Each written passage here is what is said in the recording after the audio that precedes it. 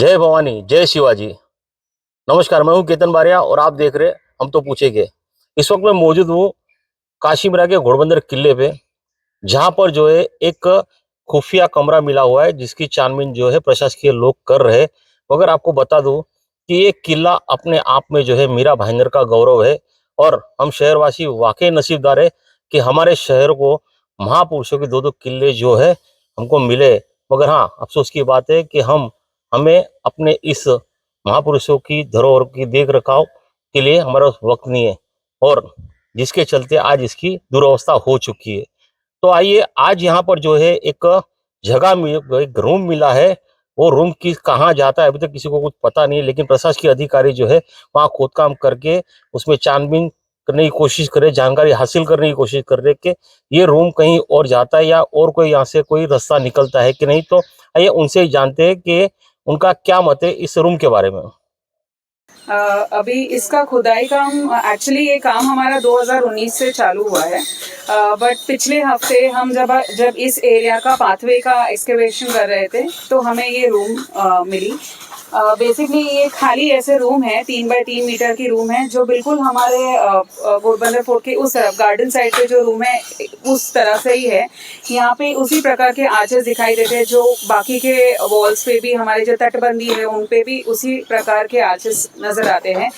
छोटे देवई जैसे मतलब नीशेस हैं जिसमें मे बी उस टाइम पे दिए रखे जाते थे, तो वो भी दिखता है। लाइम प्लास्टर भी किया हुआ है। तो बट देन अब तक ऐसा एस्टैब्लिश नहीं है कि उसमें से कोई सुरंग हो सकती है।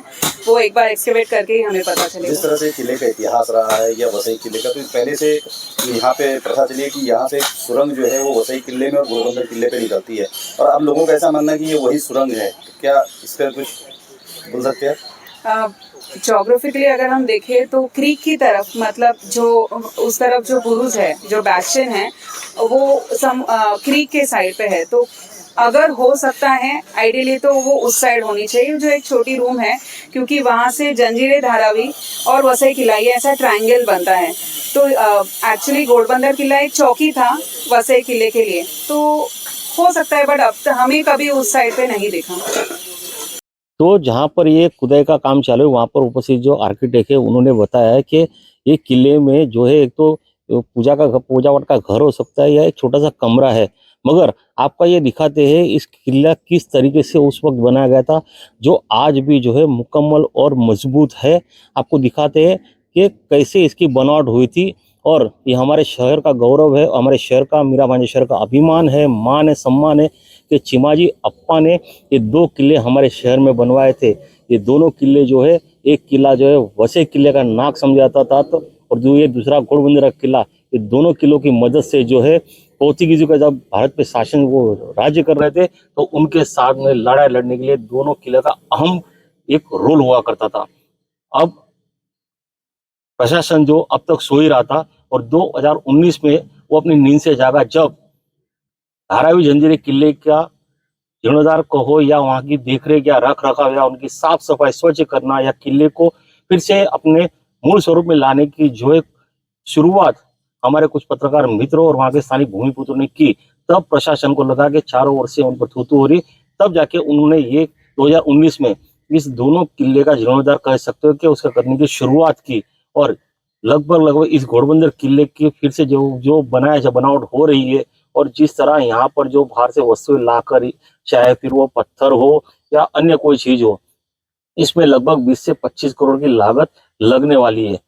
और आप ये समझ लो कि ये जो है हमारे शहर की मूल धरोहर ये है, ना ही कि सेल्फी पॉइंट।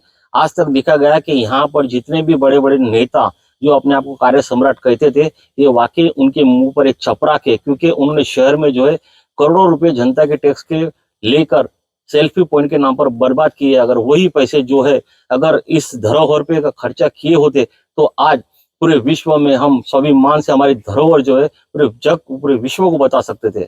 अब देखना है कि कितने समय तक में ये धरोहर, हमारे महापुरुषों की धरोहर है, उसको अपना मूल स्वरूप मिलता है। कैमरामैन अभिनव नायर के साथ केतन बारिया, घोड़बंदर।